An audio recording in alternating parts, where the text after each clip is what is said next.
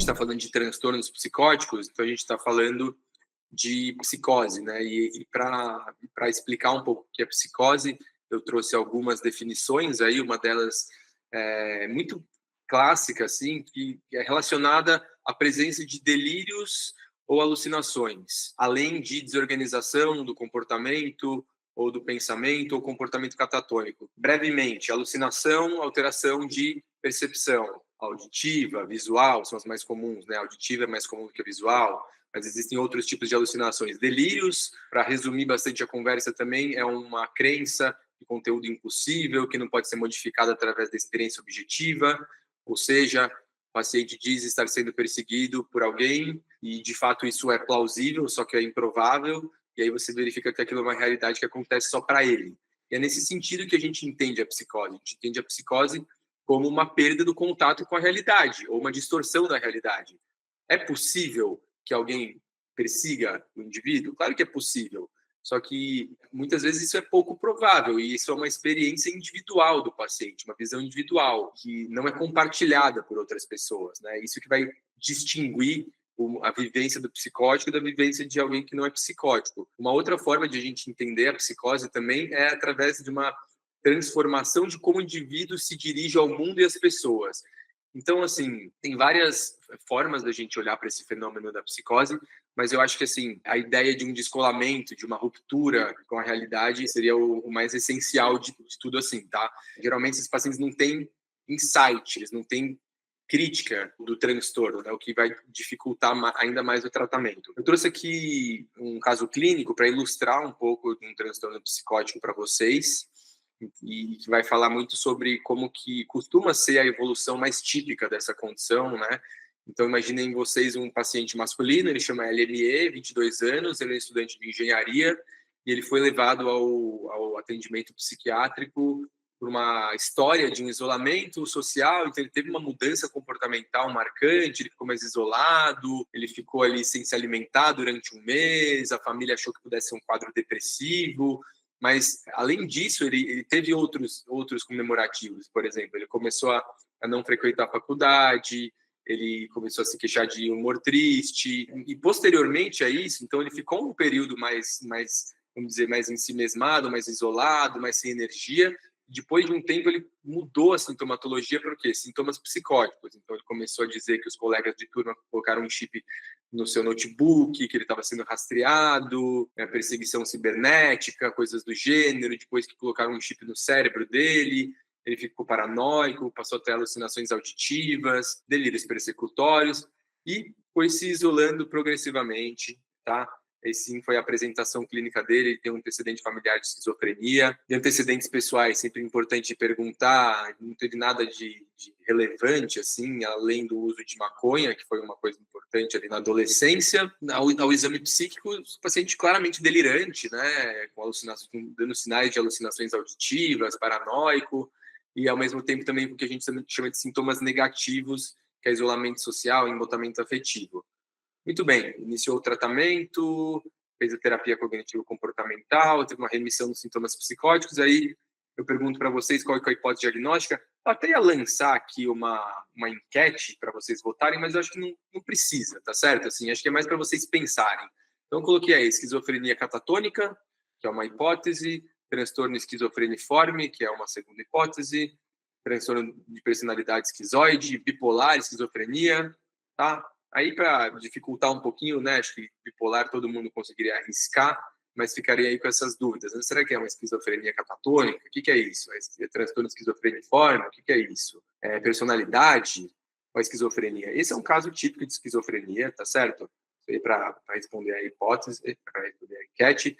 A esquizofrenia, para falar rapidamente assim, eu diria que os highlights assim desse transtorno, tem uma prevalência de 0,8 no Brasil, então, assim, dados mundiais colocam aproximadamente 1%, isso varia de região para região, tá, do mundo.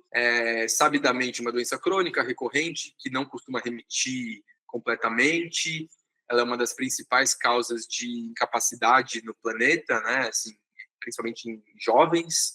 Então, além de uma perda de produtividade enorme desses pacientes, né, para a economia, para a sociedade, para si mesmos, também existe um gasto muito grande no tratamento desses pacientes. Então, é uma despesa muito grande para os estados, né, do Brasil e dos países. Não temos uma etiologia conhecida e isso é legal saber, fatores de pior evolução, quer dizer, quando a gente está com um paciente que tem esse diagnóstico de esquizofrenia, o que a gente pode olhar e falar, putz, isso daqui indica algo negativo, acho que ele vai ter uma evolução pior. O que é uma evolução pior? Ele vai ter um quadro mais grave, ele vai ter mais disfuncionalidade, ele vai ter mais sintomas, mais crise ao longo da vida, ele vai ter menos autonomia. Basicamente é isso, pior evolução. Ser homem, ter o início precoce, então isso é claro, quanto mais cedo o paciente tem o transtorno, mais grave ele é, geralmente é isso que a gente vê na prática. Períodos prolongados sem tratamento, isso até é óbvio, e sintomas negativos, isso é um pouco contraintuitivo. Eu sei que eu estou com os residentes aqui da Medicina e Família e Comunidade, talvez vocês não saibam que é sintoma negativo, eu vou explicar mais para frente, mas a gente divide, né, entre sintomas positivos e sintomas negativos. Os sintomas positivos são os sintomas psicóticos, delírios, alucinações, desorganização do comportamento, do pensamento, e os sintomas negativos é embotamento afetivo, isolamento social, anedonia, prejuízo cognitivo. Vou explicar um pouco mais para frente disso. E são pacientes com esquizofrenia que têm um risco aumentado de suicídio comparado à população em geral. Esse quadro aí que eu coloquei para nos lembrar, isso aqui é muito legal, assim, depois se quiser eu passo para vocês, meio que um resumão aí do que é essa condição, e é para falar um pouco sobre a questão da etiologia, né? Não se tem exatamente uma etiologia bem definida. A gente sabe que existem fatores genéticos, embora não exista um gene não existe um gene da esquizofrenia, existem genes candidatos que a gente fala. Existe aí a principal hipótese, que é a hipótese dopaminérgica, vocês conseguem ver meu mouse, né? A hipótese dopaminérgica e outros fatores aí, né? E aí, a partir daí, o indivíduo desenvolve essa síndrome da esquizofrenia. Basicamente, essa é a apresentação principal dos casos. E aí a gente entra um pouco nos aspectos clínicos de novo, né? Então, por exemplo, qual que é a história clássica de um paciente com esquizofrenia? Inicialmente, ele tem um período que a gente chama de prodrômico de doença. Normalmente, isso aqui é caracterizado por uma alteração do comportamento, parecido com o que eu escrevi no caso clínico. Geralmente, o paciente ele tem um isolamento, ele tem uma mudança comportamental bem caracterizada, ele funcionava de um jeito e, de repente, e chama atenção, né, se a família for atenta, da escola, dos colegas, o paciente muda um pouco, ele começa a se isolar um pouco mais, ele começa a ficar mais, reduzir a interação social dele. Essa alteração, ele começa muitas vezes a mudar um pouco os interesses dele, ou deixar de ter interesses por coisas. Então, por exemplo, o paciente ia para a escola, jogava futebol, saía com os amigos, tinha um bom relacionamento familiar, gostava de jogar videogame, de repente esse paciente muda, né? Ele vai mudando e se isola e fica mais no quarto e deixa de jogar bola, deixa de sair com os amigos, não responde mais as mensagens. Às vezes esses pacientes eles demonstram alterações assim do humor, então, eles ficam com mais raiva, mais ansiedade.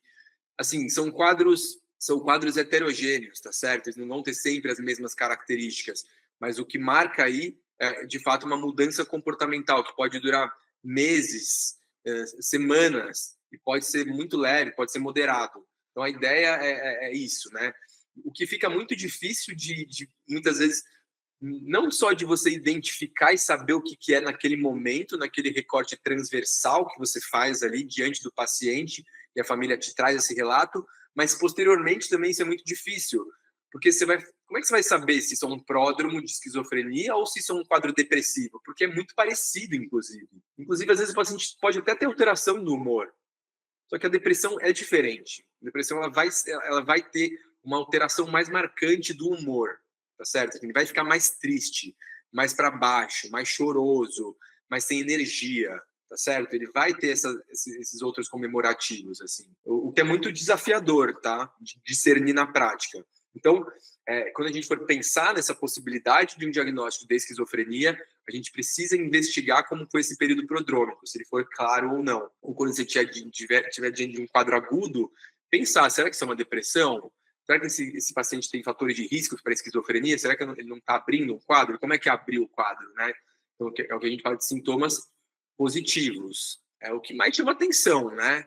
Que é o que leva os pacientes ao pronto-socorro, leva os pacientes para a internação. Então, o paciente tem manifestações da psicose mesmo, né? Delírios, alucinações, que eu expliquei para vocês, ou ele muda o discurso fica desorganizado, ele tem alterações comportamentais, então o comportamento fica mais bizarro, ele fica mais agitado, mais agressivo, enfim. E aí até que geralmente tem uma crise, né? E ele é levado para uma avaliação médica. Normalmente, no estágio 2, esse paciente é medicado, ou às vezes nem é medicado, e esses sintomas positivos, eles tendem a desaparecer, a remissão dos sintomas. E aí o paciente meio que esvazia, tá? Então ele tem esses sintomas positivos, que também já foram chamados de sintomas produtivos, no sentido de produção psicótica, né? E aí ele esvazia, ele fica com uma predominância dos sintomas negativos.